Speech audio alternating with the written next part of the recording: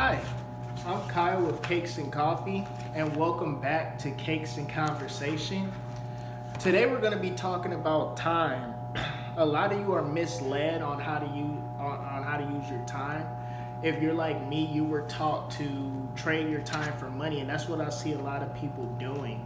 A lot of people don't know how to make their money work for them and to conserve their time. They say you should work smarter, not harder. That's true. They also say that you gotta be a hard worker. That's also true. But where people get mixed up in between the two, what I don't like about those two statements is a lot of people find themselves on one end or the other. They're either working really hard, which is by working hard. What they mean by working hard is normally picking up more hours and or either getting a second job, which doesn't make any sense because you're spending more of your time. And what's time? Time is the most valuable asset you have on this planet. You want to learn how to make your money work for you, so you can conserve your time, so you can keep your time. Another thing people say is you got to work smarter, not harder. The problem I have with that is a lot of people that think that way, they tend to think that you got to do a lot of research before you can get started.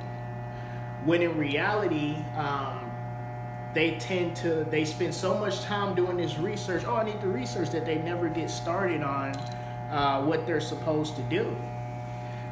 And then they end up just quitting at the end of the day. So what you want to do is you want to find a median. You want to work smarter and you want to work harder at the same time and find this median. That way you could find a time to conserve your time, and you could make your time work for you and not work for your time, not pick up more hours and spend more of your time and basically give your time away, which I believe, and it's borderline fact that if you trade your time for money, that's pretty much like lowest on the scale. That's like last resort. When there's so many options out there, you know how much money you can make in an hour? You can make so much money in an hour, is ridiculous. What if you went out and let's say you want to wash cars. Let's say you posted an ad up on Craigslist for washing cars. It doesn't take that long to throw some soap and some water on a car. Are you serious? You charge $20 a car. Who gonna say no to a $20 car wash? $20 a car, you could do what? Let's say you do 4 cars in an hour. That's $80 you made in an hour. 4 cars, pull up, car wash, $20 a car. 4 cars, $80. But we tend to forget that because we were taught to trade our time for money. That's what we were taught. We don't know no better. And hopefully I can shed some light on you guys and get you thinking like, hey, you know what? I can make more money in an hour. You know, there are some window cleaners that get paid by the minute. There are some window cleaners that they charge $1 a minute to clean your windows. How crazy is that? Have you ever heard of that? Getting charged $1 a minute? That's crazy, dude.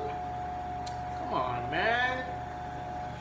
But we get caught up in this, oh, you gotta work harder. Oh, let me get a second job. Does that make sense to you? I know people that they work part-time at one job, then they get a second job and work part-time at that job to make 40 hours. Are you kidding me? Just get one full-time job, because they want people to have the idea in their head that they're working hard. But don't say that to me, because I'm gonna call you out on it, dude. You're not working hard. Just because you go from one job to the next job doesn't mean you're working hard, dude. That's not working hard. That's not even working smart to me. What would your younger self say to you? You know, when we were kids, we had the biggest dreams in the world when we were kids, right? You remember?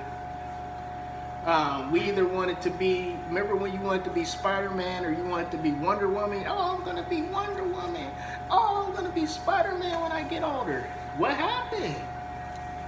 You had people telling you you wasn't good enough. You had thousands of people tell you you're less of what you are because they shine the way they feel about themselves on you. They shitted that on you, and you had so many people tell you you weren't good enough. You had so many people tell you you weren't nothing. You need to break out of that. Guess what? They snatched away your dreams. What happened to that little kid? What would your 8-year-old self say to you? You know what you got to do? You got to burn the boats. You got to burn the boats and commit. Because guess what happens? When you take away that sense of survival, when you take away that fishing net, when you burn the boats and commit, that gives you nothing to go to. You have no other option. And guess what? When it comes down to dying or being successful, most people will succeed. But we give ourselves that way out. That's why we don't live the life we want or get the things we want. Come on, be smart. It's 2019. Work for yourself. Don't go to that job interview. Do not, I don't care how many job interviews you got, do not go to that job interview. Go to the store, get some equipment, and start your own business. Go get a mop and go clean some rims. $10, $5 a rim. Clean some rims. Tell them you're starting your own business. Get some business cards made. Make your own money. Have your own freedom. Have your own free time. I guarantee when you get your free thinking back and you learn how to think for yourself again, you will be so much happier. You'll see the world much differently. Do something different. One quick story, and I'm out of here, guys. If you don't believe you can do something, when I was like 10 years old, I lived on this street called Ventura. It's in the Dalewood area, if you're familiar with St. Louis, Missouri. Dalewood area, I think it's like 2 blocks away from Green Valley off of Chambers. Lived in this neighborhood. I had a friend that lived across the street. His name was Chucky. And we had a trampoline in our backyard. And I remember I could do every flip except for a backflip because I was super scared I would like do a backflip and fall on my neck. That was like my biggest fear, so I never even attempted to do a backflip. But one day, I think I was like watching Dragon Ball Z or something crazy on TV. And my brothers came in and they were like, Chucky just did a backflip. And if you know, I'm not trying to be offensive. This kid, Chucky, he was in the 6th grade. I was 10, so I had to be in like probably the 3rd or 4th grade or something like that. But this kid, Chucky, he was in the 6th grade. And he had to have weighed easily 250 pounds. Probably 200. I'm probably like around 200 pounds easy. So they come in, they're like, Chucky did a backflip. Oh, Chucky did a backflip. So I'm like, oh, no, he didn't do a backflip. What? Chucky did a back? You lying. So I went outside. Chucky did a backflip. Lo and behold, Chucky did a backflip. And I'm like, if he could do a backflip, I could do a backflip. So I jumped right on the trampoline instantly. First try, did a backflip, landed on my feet. That analysis paralysis was blocking my brain. Analysis paralysis is the excuses or the visions that play in your mind that keep you from doing things. Look it up. Analysis paralysis.